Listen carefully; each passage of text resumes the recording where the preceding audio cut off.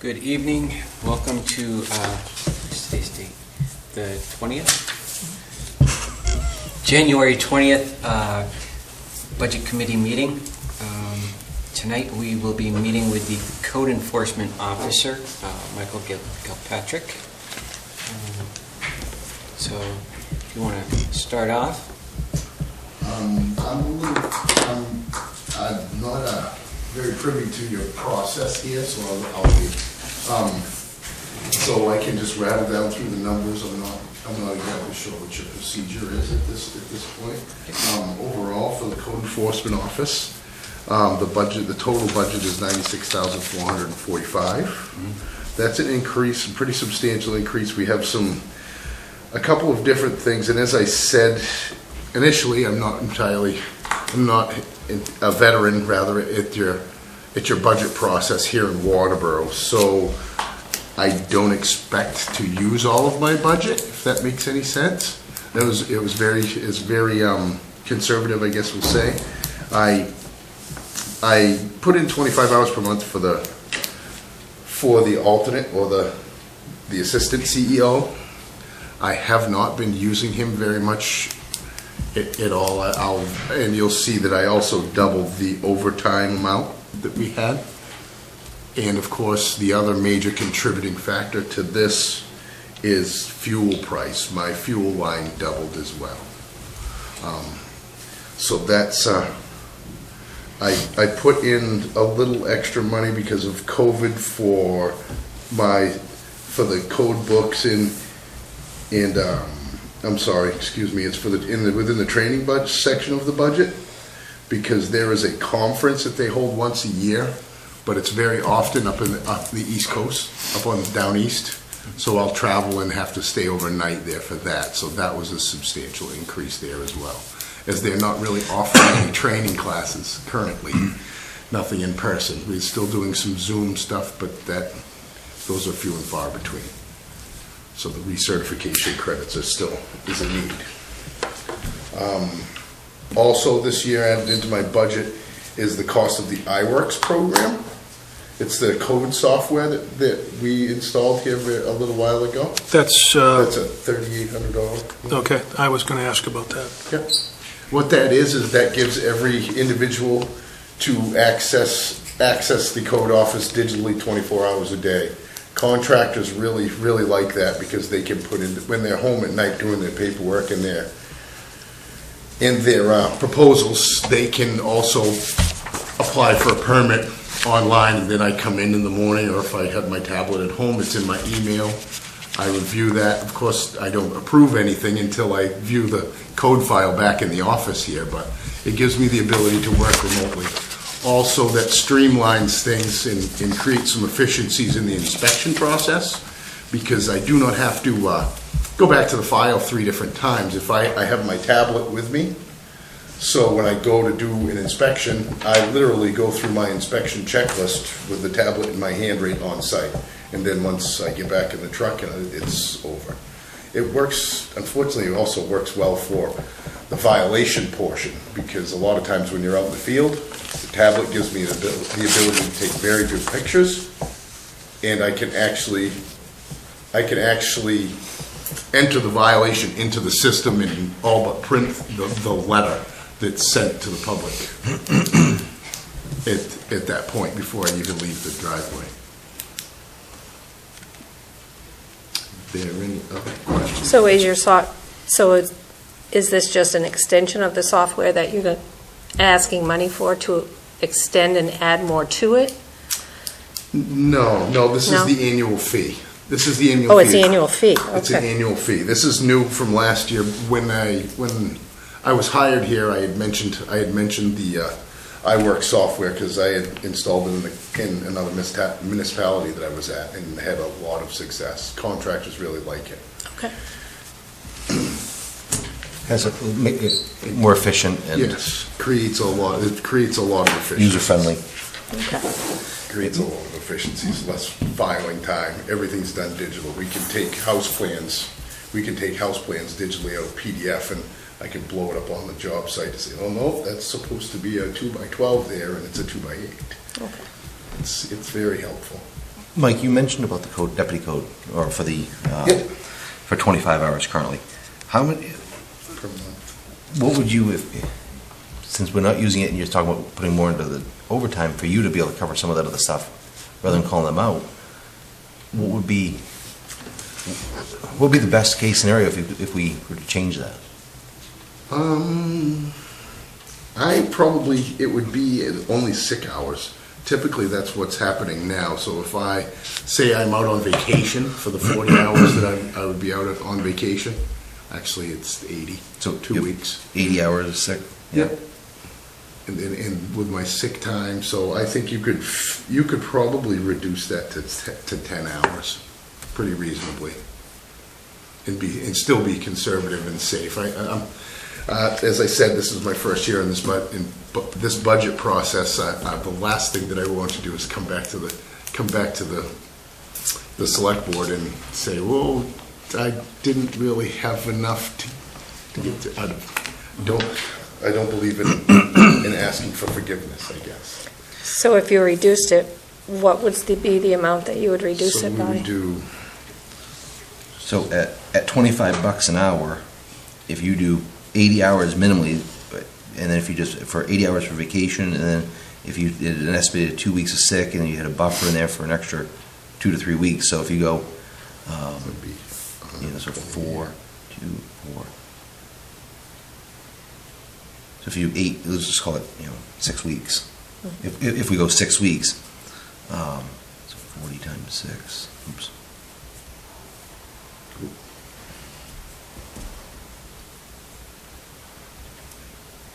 If you had $6,000 in there, at $25 an hour, that's 8 weeks of coverage.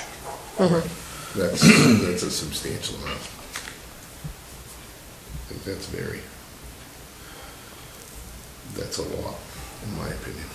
That's a lot of time. That's a lot of So time. out of this right now, so you have, It's budgeted, I think, like 7,700 or something currently. So I think if you were to cut that in half, we would still be very. oh, that's safe. per month. I'm sorry. I Yes. thought that said per week. I'm No, sorry. that's per Not per month. month. I'm sorry, okay. So drop it down to 10 per month? Is that Yeah. what you're saying, Mike? Yep, 10 hours per month. Jim probably won't be very happy to hear that, but Not me. no. The alternate. So $3,000 for that portion. I believe we had 75 before.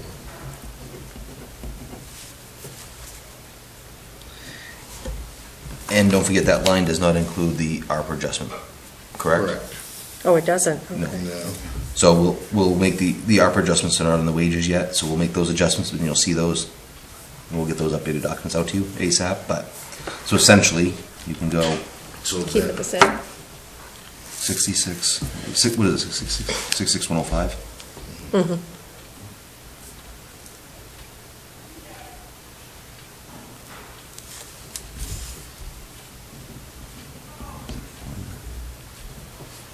You said 66, 105? That's what he's got right now.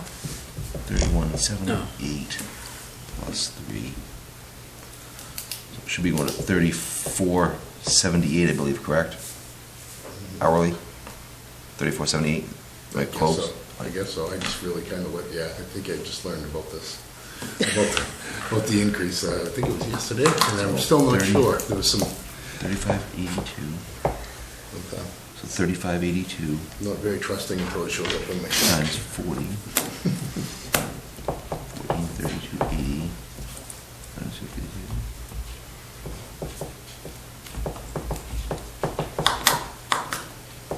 And what was it, $3,000 for the deputy?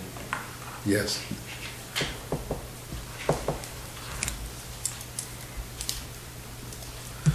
You're at 77,505.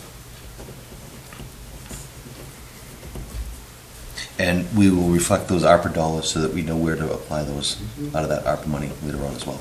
Okay. Okay? 77,505 if you stayed at the 25 hours per month? No, dropping it to 10. Drop it to 10. Okay. But you added the operating. I did, I just did it, so we'll give you the, we'll update these numbers in this document, but that's where you're looking at. 77.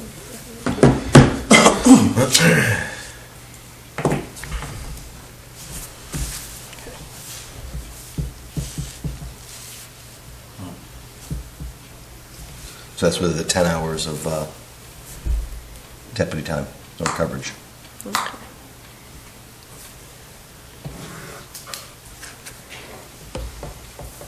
So does that affect the retirement? It will, So the retirement's but going to go based on the $3, so It's going to affect a number. it's, Because it's but a yes. percentage of the rate. Okay. Are you in PERS? Mm-hmm. So, And max, at the best of. well, it's 8%, it's whatever the town, Finite amount of time. we're fixed anyways, and we have to Right, do, so. my contribution. But it will show we'll show that difference as well. Okay. So you're still keeping the overtime at the same? Did the same, yeah. Okay. Just to cover it. Yep. Because what's happening is I can work like 1 hour a week. It's happening I work 1 to maybe 2 hours a week of overtime instead of calling Jim in to come and do. Then we also accrue a cost as far as reimbursement for fuel mileage and so forth. And Okay. Line 157, travel and POV mileage. Is that for you? no, That's for Jim? correct. The travel, appeal, 150, 170? 157. 157? Correct. Yeah, that's for the reimbursement for the deputy. Okay. And any travel expense incurred, tolls, so forth. So if he's not here as much, That could go to 500 as well. that could go to 500?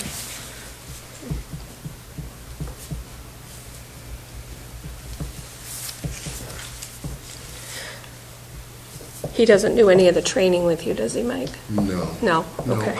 And the only reason that there's that exorbitant amount is my intention to attend that conference, and I'm not even sure, based on how COVID is going, that they're even gonna hold that this spring. So, it's a.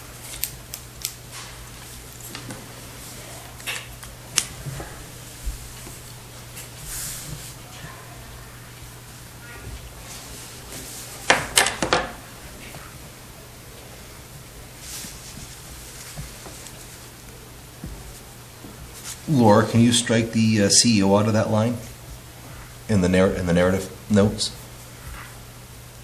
The 157. on 157, where it says for CEO and Yes. deputies? Yep. And just on line 153, if you can just fix the inspections. Yeah. 2 Cs. Oh, yeah. Thank you.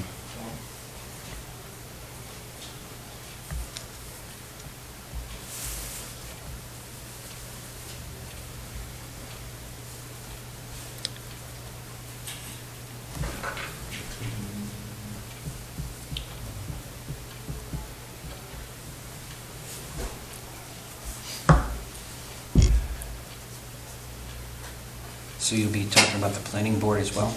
Yep. There really is no change from the previous year there. Okay. The zoning board of appeals is the very same as the previous year as well.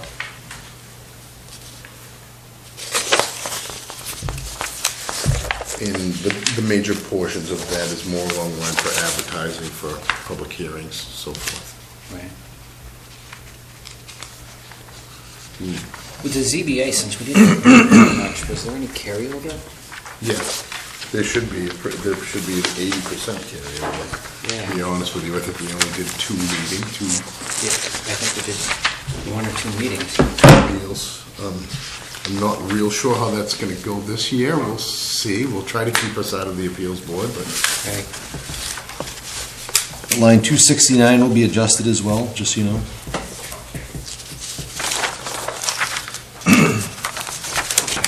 We're not doing a planner this year? We've struck out so far. We had advertised for it. Okay. We had interviews, and we've gone back and forth. I think that, I'm sorry, you said 269? 269. So the red, the full-time planner estimated cost, is that what you're? No, right above it, the admin assistant. Right.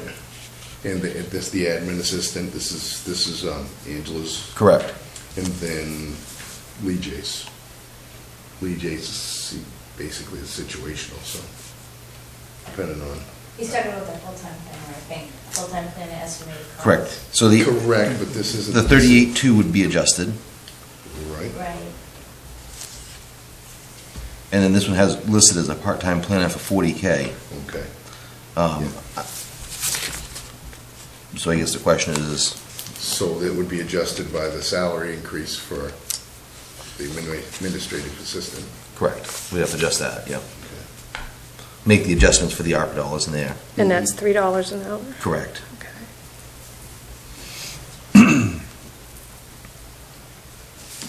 This is kind of confusing me, where you have 60 for the planning board, and then you have 62 for the planning department. You know, it's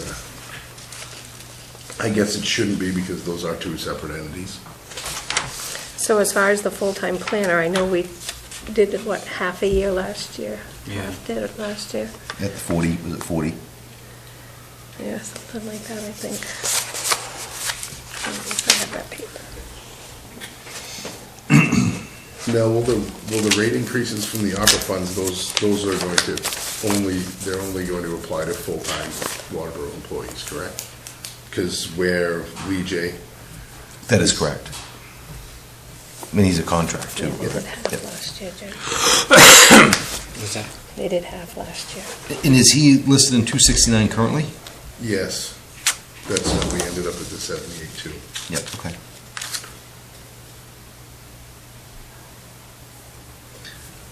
Correct. So there's nothing in there at all for the full-time planner, if we ever get one? Correct. Are we striking out those words for the full-time? So right now, I'd have to look back and see what arrangements were made with Southern Maine Planning, or Southern Maine, Yep. where Lee J's with, but right now, if you take the 40 that's in there, plus the 38.2, so we'd have to see what we paid for Southern Maine. Right. Leave those dollars. So it doesn't look like It's- there's a lot of extra dollars in there last year, even to, In Southern Maine is kind of hit or miss too. It's very difficult to determine, because it depends on how many conditional use applications. It's the planning board, he reviews, the planning allows him to review all these, and he bills us hourly for those. So it's kind of difficult to determine exactly. It's not a fixed number, I guess we'll say. So but it's not based on plan, is it? excuse me? It's not based on each planning reviews, correct? No, what it is it's just basically an average of what what he's cost us in the past year. Let's say we have 16 applications throughout the course of the year that need to be reviewed with the site plan reviews, and then he also manages the planning board as well, so assist them. So will the ARPA money affect line 270? Or no? No, It will, for administrative assistant overtime for meetings. And it shouldn't be, well, it will be a little bit, I guess, on how much overtime there is. Right. I'm trying to, that'll be my second year here, so that hopefully we'll have a much better handle on that by the time we get to this stage next year. That way we can, but that, you're absolutely right, the overtime will be affected. We'll try to keep that to a minimum as well, though. Late starts and so forth. I mean, again, I guess if we're looking at it for dollars wise, if we're looking at the $3 impact, I mean, it's not going to be, Not going to be anything huge? we're not going to be talking a huge number in that No. that line. No, but it will be. We may very well still be able to stay within that figure, so. That'll work. So do we cross out the red in that line ahead? Are you okay with that? It's not I'm factored okay into with it, that. because if we don't have one, there's no sense in having it there. So The cross, applications still up, isn't it, municipal? It had been, but, Yeah. yeah, we're talking about for the next budget year anyway, so. Yeah, right.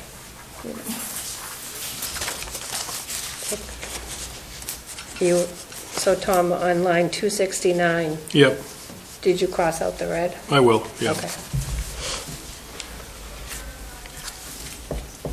Is the Board of Selectmen still planning a planner full-time in the future? Are we going to stay with just what we have? I think that's a conversation we're going to have with the board and ask them. Curiosity, that's Yeah, all. well, I think we have to have that conversation, because we haven't filled it yet.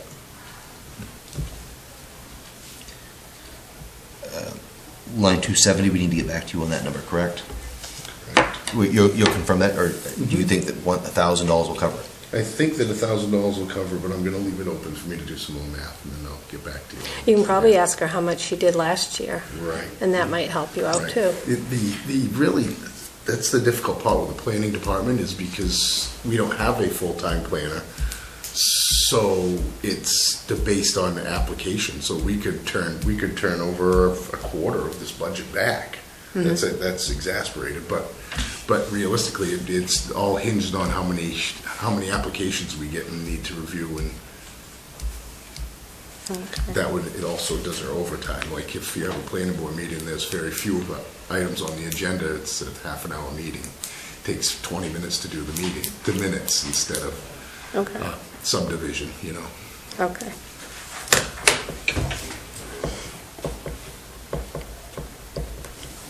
Try to be conservative. We have the contract zone coming up. So, You said the contract zone is coming? yes, there's a project down by the healthcare. Oh, the center that's- apartments that are going to go in? Yes, so that's coming up, so that's gonna that's gonna keep A the lot. planning board busy for a few meetings, and there'll be many minutes and all. Okay. As we go through the approvals, it's more of an example. We know that's coming, so it's easy for us to project, but Okay. who knows how many more of those What else? type of situations are going to come within the next year. Okay. So under employee cost, travel, training, lodging, and meals, those are for her also, No, those are more along the lines for Lee J. for Lee J? Yes. The training budget may be for a planning board meeting, maybe for planning board trainings or something like that. They have a couple of year Beard and Jensen holds. Okay.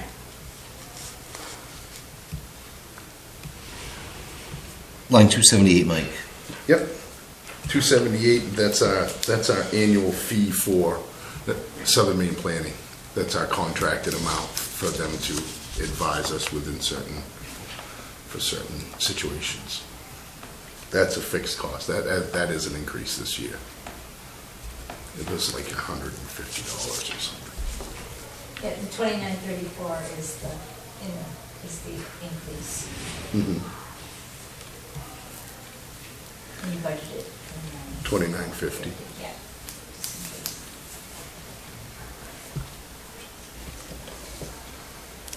So should those two numbers be the same, 2934? It can be. I just tried to put a little in there extra because, like I said, I'm trying to be Not sure. conservative this Yep. year because I'm not. Sure what you need? Exactly. Okay. Because I'm still very green at this process in this municipality. Okay. And as I said, the last thing I want to do is have to come back and ask for more because I've messed up somewhere. Okay.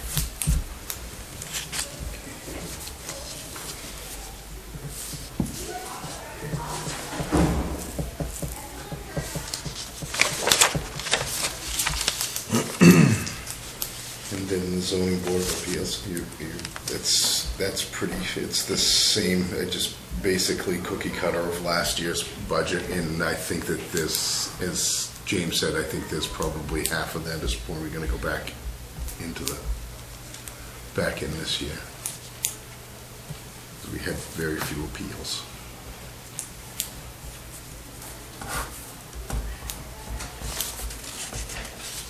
So have you collected quite a bit of money this year? Brought in quite a bit? Are you over what you were budgeted, I or? don't know if I'm over.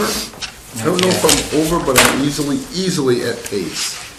They've collected 91.08% of what they projected of $138,000. They've collected $125,972.15. Okay. So pretty close. Thank you, James. That's what I was looking up here. And actually, this coming year, I expect it to do, hopefully we'll do a little bit better. We made some changes with a plotter. And actually, it's on one of these, if you look back at the code enforcement, the code enforcement budget lines 177 and 178. Well, the advertising is different, I'm sorry, it's 178 is the line. There, you'll see that we budgeted the 750 there. That is in case this line is actually for the plotter. What happens there is we purchased a plotter, we had a lease agreement with them, and all of the proceeds from the plotter, for say the planning board and so forth, it's another service that the code office offers. Now at the code office, we can produce 24 by 36 prints, which is mandated by the planning board process for review.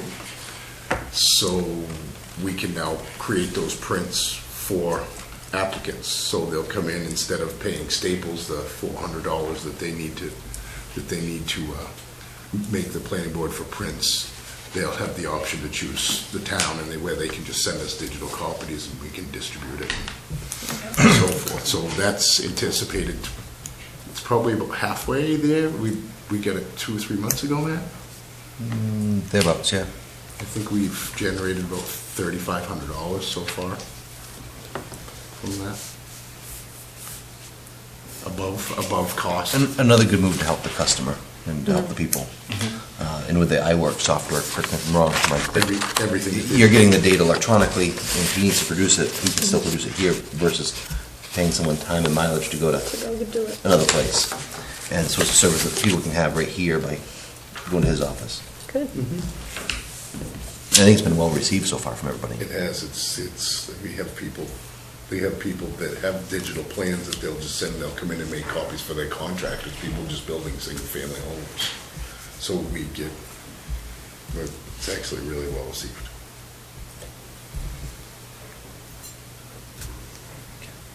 Why did the telephone costs go down? Telephone costs go down. I think it was probably just because of the rate. What I did is I used the same rate that the same rate that I'm currently being charged, amortized for 12 months. So That's not your cell phone then? No. No, okay.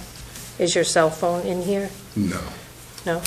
I try not to use my cell phone very much. You don't get cell phone reimbursement? No, I started to, and I asked that I did not get the reimbursement for my cell phone. I don't mind taking some calls, but in the code enforcement world, if I use this for code enforcement a lot, unfortunately, it can end up it can be dragged into God forbid, into a court case. Oh, okay. All of my personal data.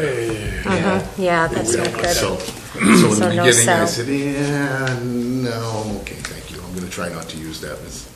And I don't give my cell phone number out to the public either, obviously. The good old-fashioned days when things work better, you just leave a message and I'll get back to you. Yep, that's my house.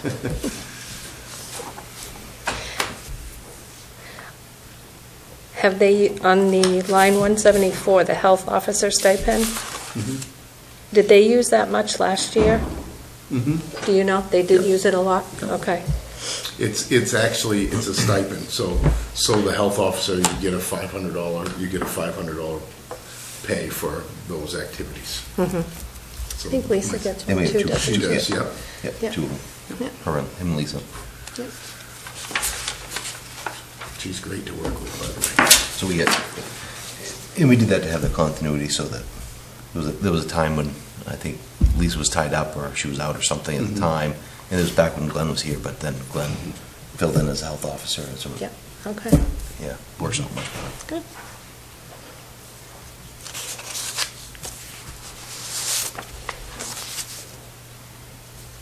Any other questions for Mike? No.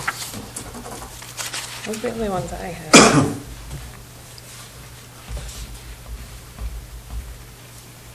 So we have a few things to get back to you guys, and we'll clean up some language in here, but we can get that stuff back. Okay.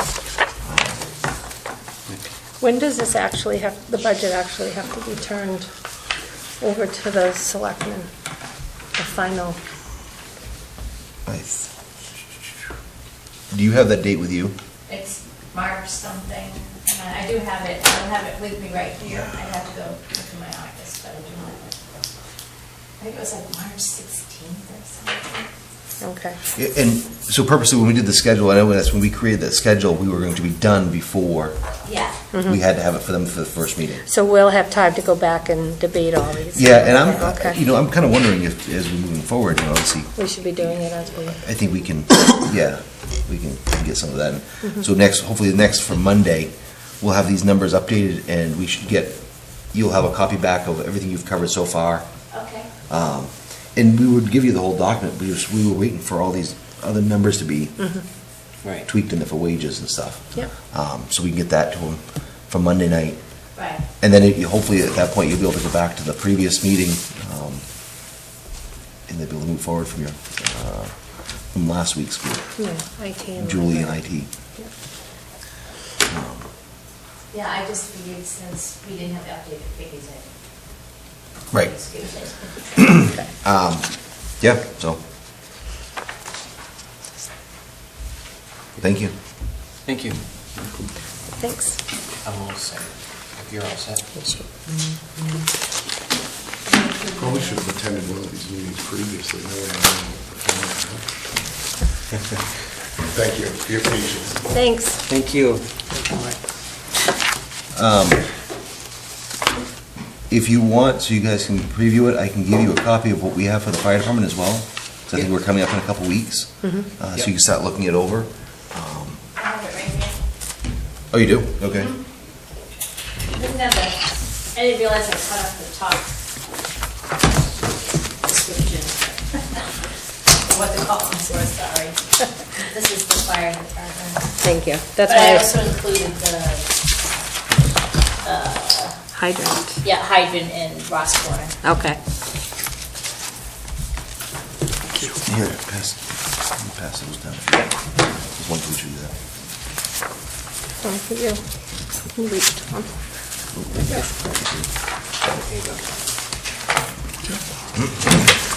Yep, we only need, you save all those.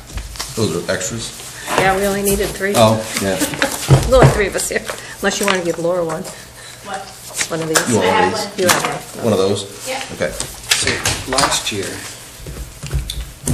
code Do you have one of the enforcement- spreadsheets, Laura? Code enforcement, Yeah. planning board, planning department, zoning board of appeals, altogether was budgeted $199,305.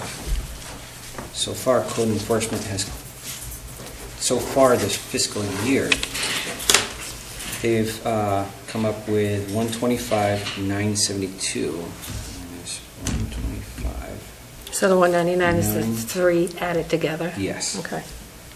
What are we talking? 72.15 equals, so as of right now, and there's still 6 months, 5 months, Yeah. give or take, 5 months left. There's 73,332.85 in the hole, or from covering everything.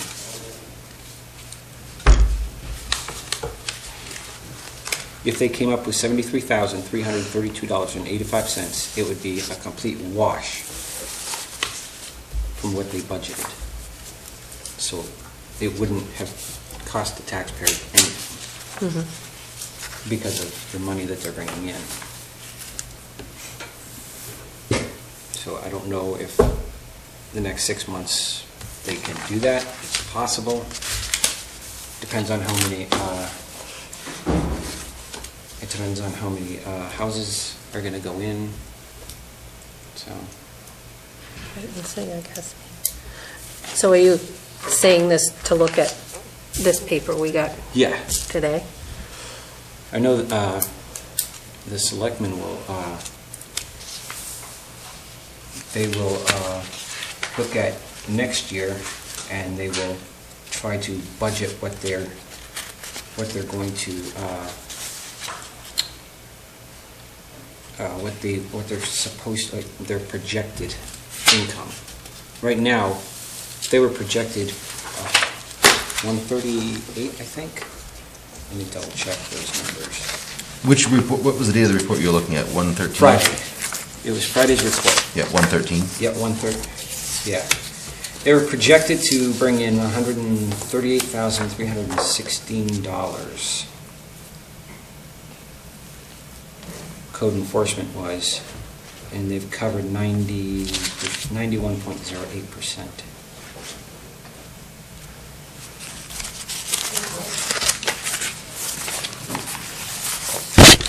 Well, don't you have you have a bond in there too, correct?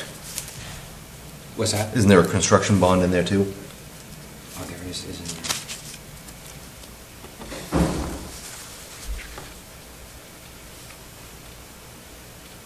Yeah.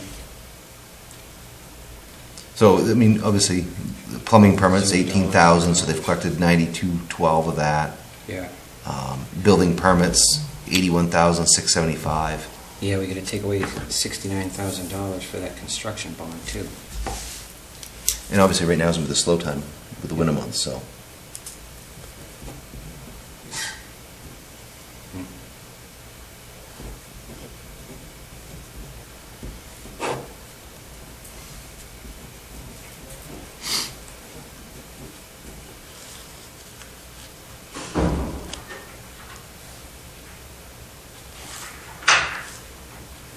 So if you add the bond to that, I got 142, Yeah, 142. 407.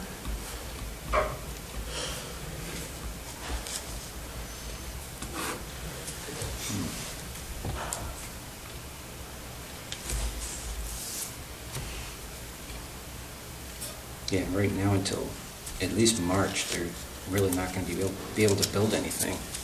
Well, they'll probably have some projects, but.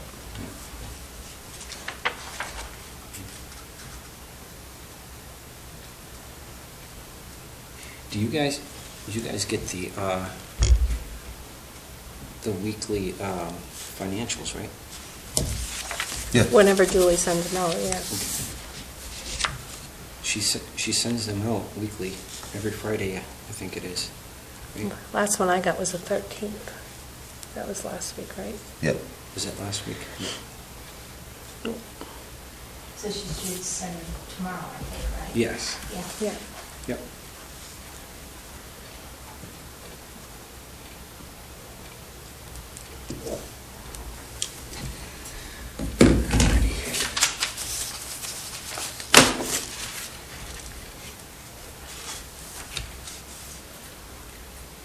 This ARPA thing has messed up everybody's calculations for right now.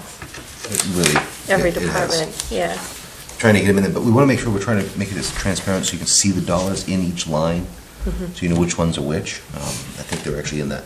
So like in here, if you open that document here, and the third page, I believe, I did that there for, Laura did that, so that we could show you what the dollars are and where they are. So this is how much it would go up per year? Correct. For each thing? Okay. Correct. Yeah, So that you can see that for that line. okay, So the total for a full year for that. okay.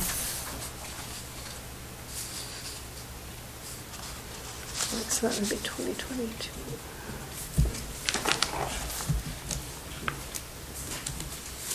So like, per diem, for per diem alone, it's a 42,000. When you add that to all the per diem rates. But we want to be able to track that so we know what to report for our expenses. Yeah, 'cause you have to send something back for all that, don't you? Right, so we wanted, that's what we want to see for the whole picture, for everything. Okay, I had this one because I had that data available for me, okay. or for this one. You guys switched your life insurance, I mean, not life insurance, but your retirement over, right? The retirement it was switched over in August or July. Okay. So it went to the 25-year plan. Do you think that helps you, Matt, as far as getting more people to apply, or are you still finding it's? So it's only an impact for the full-time folks, but I think it has a recruitment and retention in both. One is that I think that as we move forward, it may not benefit a lot of the people that have been here for years now, because obviously when we converted, you lose some time to make up the difference to go from the plan we were on to the new plan, to the 3N. So if you had 15, I think it went down to like 12 years. So if you had 15 years, you went down to 12 years. So you had to make that difference up. So some of the people that have been here, it may not be as great of a thing, but long term, it's a really good tool. Especially if you're working for another agency and you want to come, and they're looking. Otherwise, they're not going to look to Waterboro if they don't have that plan. No, definitely not. So they would look someplace else. Okay. So it's a great tool. And looking, I don't have it here, but I'll certainly get to. But we looked at that was part of the. Laura did a considerable amount of work with the wage scale and the survey, and we did both wages and we did benefits as well. Waterboro is by no means out on its own playing field doing its own thing. There are towns that are offering far more than we have for benefits. We're in the middle of the pack, if you will. Yeah. We're not, but the whole package as a whole is what they look at for people to come. And I think we can be really thankful, for the most part, town-wide, that we don't have a lot of turnover of people. We've had obviously some vacancies right now, but we're in a market that's going to be challenged for that. Right. And town planner, I think it's just we're challenging to find people today. It's been a couple of years for that one. But a lot of the other positions, I mean, we've posted for an anticipated vacancy at the fire station. One of our full-time firefighter EMTs is most likely going to another town nearby. That does offer a little bit more money, even with our adjustments. And it was where he was from back in the day, where he grew up, and so. Yeah, it's hard. So it's hard, but that'll be our first person we've lost. Is it a brand new person? Yeah. Okay. Yeah, it was actually one of the last people we just hired. So. Oh, okay. And he just got out of the military, and like I say, he still works for that department. He worked for us, and he was a living student with us. But I think it makes sense for him, and so he's just waiting through the process. We anticipate that he'll be leaving within the next 3 or 4 weeks. So we have posted it. We're seeing some applications already from internal candidates. So I think we'll be very thankful for what we're seeing for response already. So that'll be good for us. But that also has to do with 2 big things: is our adjustments in wages and retirement and our benefits. Those are things that are huge for some of these people to look to come here. So the ones that are looking maybe at this job, they've been here, they have longevity? Are they per diem people looking to move up? So actually, yes, we have some per diem people, and they work full-time elsewhere, but they work per diem for us, so that they're looking to come work for us. So that's a really good thing, because we've trained them, they're familiar with the town, they've been here, and that's really good for us. That takes a huge amount of time for training out for a new rookie or a new person. So they've adapted to the ladder truck pretty good? Yeah, of course, it would be nice if we didn't have COVID delays and have to start training in the middle of, when it got cold, but right. There's been a lot of time spent out on the ladder truck, and there'll be more time as we continue I forward. saw it one morning when it was all lit up in the dark. It looked really nice. Yeah, they tried it. So the crews go out and do truck checks different days of the week. They do different trucks. So every day the shift changes at 7 o'clock. So that's where you see a lot more. You see a lot of activity and a lot of vehicles, because people are coming and going at 7 o'clock in the morning. Yeah. That's the morning swap from overnight, and then evenings and on the weekends at 7 o'clock, and then there is some people that come in at midnight too. So Because our per diem schedules are broke down to be as flexible as possible. Mhm. When we originally did the hours, it was for a lot of the call force company. And in all reality, our call force company is down to maybe a handful Yeah. of active people. But finding people today that are willing to give, or that are able to give that many hours that's involved weekly, it's almost impossible. And for the training requirements, it's. Okay. But so I think in the budget for this year, obviously, you can see the ARPA dollars are in that document. You can take and read with you. We've added into it cost this year. It makes sense to put money into engine 1 for corrosion repair. So to do corrosion repair, so they do needle pointing on the frame, and so we can prolong the life of that truck. That's at South Station. That's in 1999. So there is money included into the vehicle maintenance. It's actually in the red font that you see. And I think for really we've adjusted fuel lines. There's a lot of unknowns with fuel right now, so we've made adjustments to that. There were no new positions this year, so the same positions we have currently. We have added in backfill time, so if one of the career person staff are out, so backfilling those positions, we didn't have a good estimate based on what our coverage needs would be last year, and as we're backfilling now with career staff, because we don't have other people to pull from, so whether it's vacation time, sick time, or training time, we have overtime costs and backfill, which you can see which is in there as well. Line 301.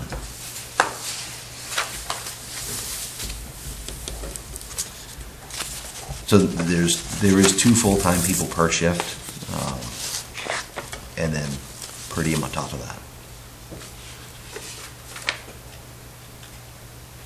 So did they say that Laura was going to get the ARPA also?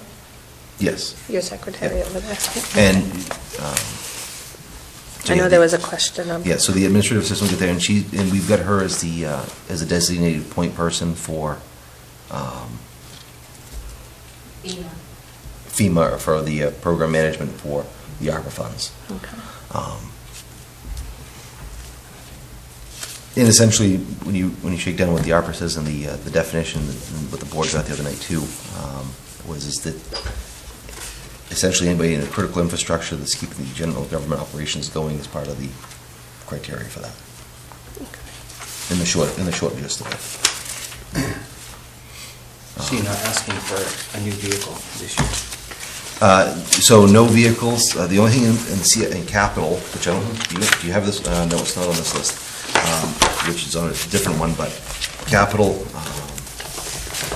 there's no vehicle this year. We'll have to talk about the ambulance next year. I was hesitant, but, and just so you guys know, is obviously with COVID and delays, I know that right now they're looking almost 2 years out or 18 plus months for delivery of vehicles right now. So I don't want it to bite us later on, but we're optimistic at this point. But for capital, we've got in there.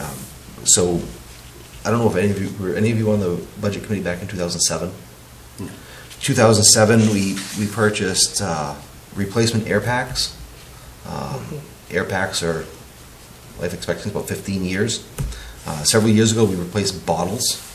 Remember for the last several years we did that, bottles, yeah. and we tried to phase those in so we wouldn't have a huge cost. Yeah. But we still have costs because we replaced the bottle portion. We didn't replace the packs that they go into, the harness. Right. So now we really need to be. So NFPA looks at they're good for about 4 life cycle or 4 upgrades, and they're coming out with another upgrade, which means they're going to be an outdated pack. So we need to move in the direction of replacing those. I would propose that we do a similar process that we did before and do a lease purchase with those over 5 years. I've got a ballpark price in there. How many do you need? I mean, 24 frames. That would be- and some other miscellaneous equipment masks, because each one has a new mask, because as they've made updates, the masks do not fit to the current mask that we've got today, shockingly. Not surprising. So we don't need, like I say, we don't need the bottles, because we have the bottles. And as we move forward over the next couple of years, we'll have to start planning ahead again for the bottles, and, whether it's five or 10 or however, just start trickling them in so they don't all expire at the same time. We'll be in a better position then than we were of our planning, because we bought them all in 1 year. That means they would all expire, and that's why we started to phase them in so they wouldn't all expire at the same time. So just for your numbers, boys, a pack is, budget prices today is $6,770 a pack. And then masks are $350 a piece. We're estimating we need 48 of them. 48 masks? Yeah. The days of people sharing masks, we're done. We're done. No, God. We're done. So I've reached out to get some estimates from the lease purchase financing for that, but we're probably in the ballpark of 40. And obviously, engine one, like I mentioned to you, is in operations, and that was priced for corrosion repair from E1, which is the distributor for that truck, which that's what it is, and nothing else in there for building or for this year. How bad is that restroom? How what? How bad is that restroom that you got here? Bad? It's time to think about it. But I think we're going to get into bigger issues. So is it original to the building? That was original in 2005. It was done.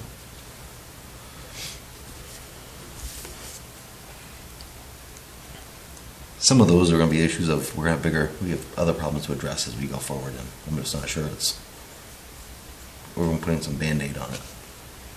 Spraying some perfume, making it look good.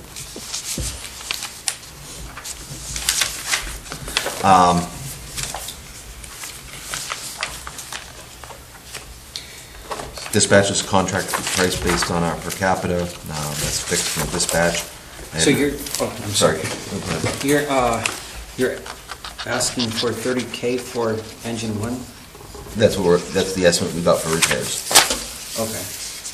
But it's a 1999, which would make it a 23-year-old vehicle. So that's at South Station. We're hoping for 25 years. If we can do 25 out of that one. A replacement truck down there, ballpark, is probably going to be, rough numbers, $350 for a truck that's going to fit there. And that may be low on that price. I don't have actual numbers for a replacement truck. Pumpers are obviously up to over $500,000 now.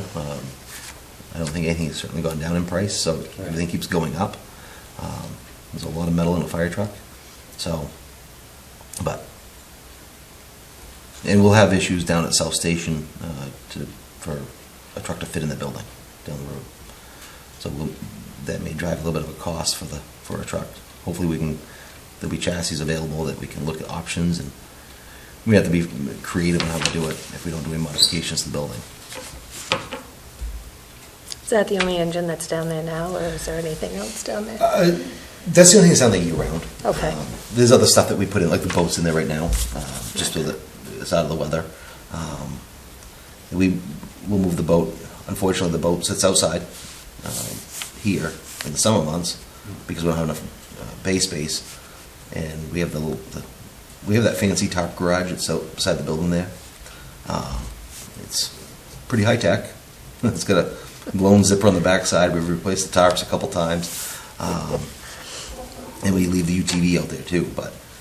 So the UTV's out there right now in the winter months, just because we don't have space in the building. So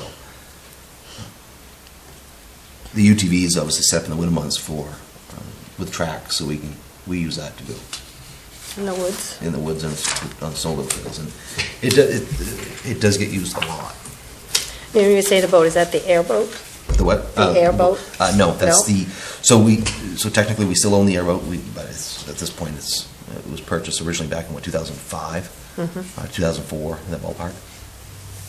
That's on an MOU we have with the Maine Warden Service, and they've been operating it since then. Oh, okay. Back when we swapped them, we got a 16-foot Lund boat We put a new motor on it 3 or 4 years ago. We put a new motor on it, and so technically they own the boat. They own the 16-foot Lund, and we own theirs, or the other one, and we just swapped with an MOU.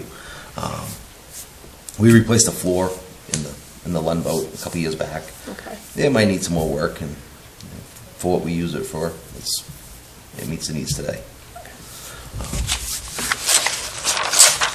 And the forestry truck so the forestry truck we're trying to get repairs on now, but just to give you a heads up, we bought the forestry truck in 2012, so it's 10 years old now.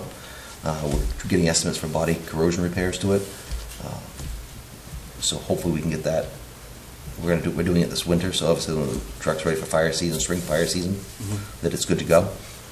But we've got corrosion issues on the body of it. On the rear body.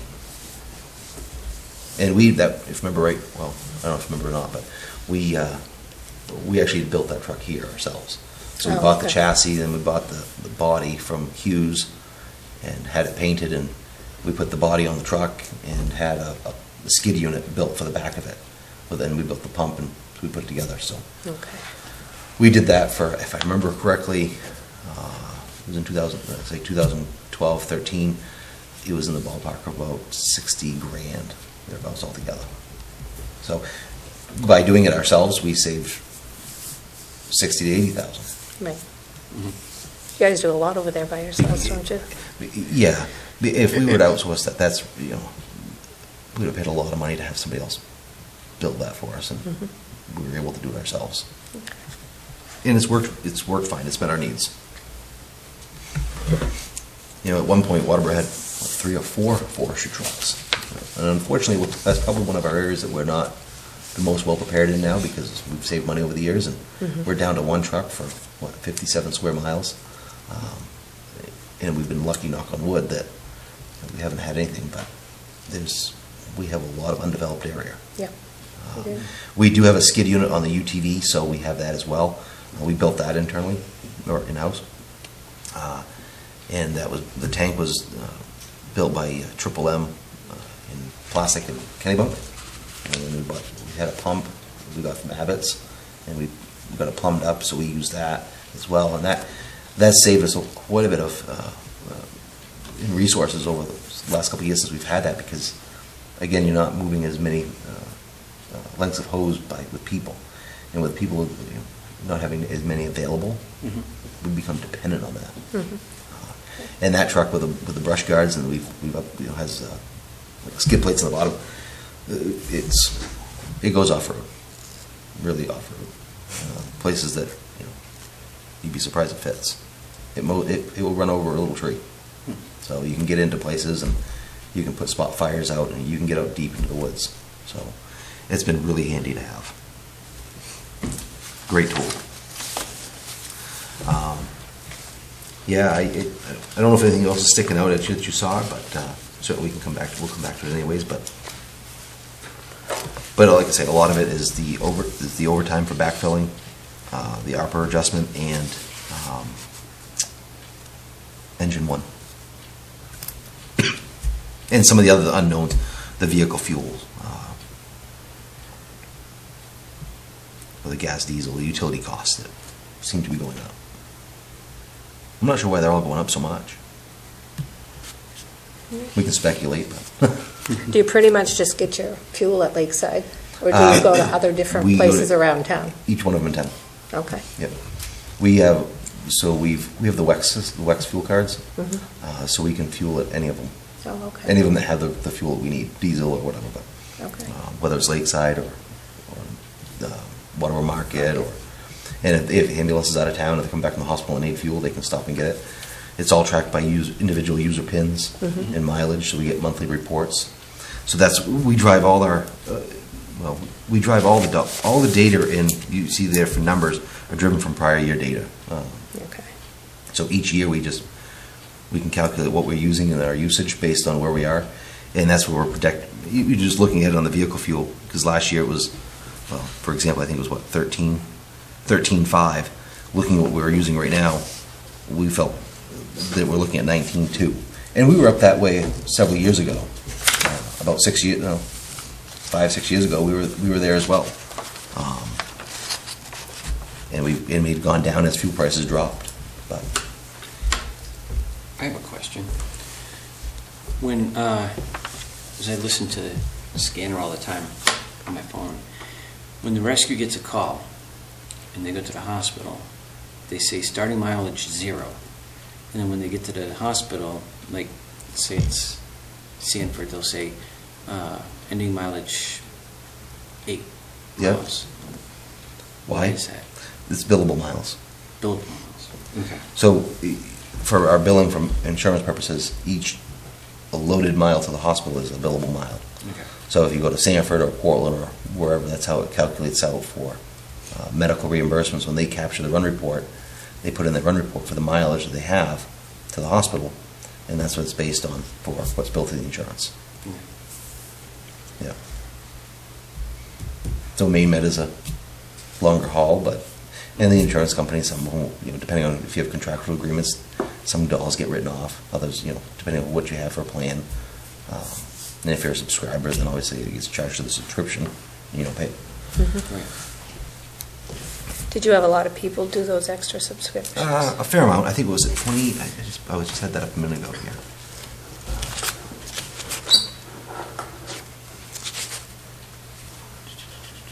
Yeah. So what the budget was 16,000, and we're over that for collection this year. So 16,870. So, and you can see the billing account, we budgeted, 180, and we're at 106 right now. So we're at 60%. So we should very well exceed the 180 for that budget amount there. And then there's donations, obviously. Some of those donations came in, and we got a substantial donation from Waterboro Market this year for $5,000 towards rescue equipment for low angle rescue ropes and pulleys and harnesses. Dave wanted to help us outfit so that's all that will go into the ladder truck. But that was some equipment that we knew we didn't have budgeted for, but they wanted to make sure they helped us with. So That was nice. so they did a fairly large donation.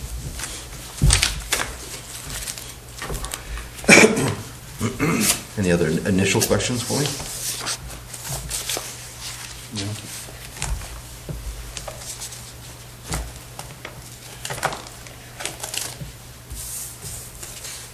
Nope.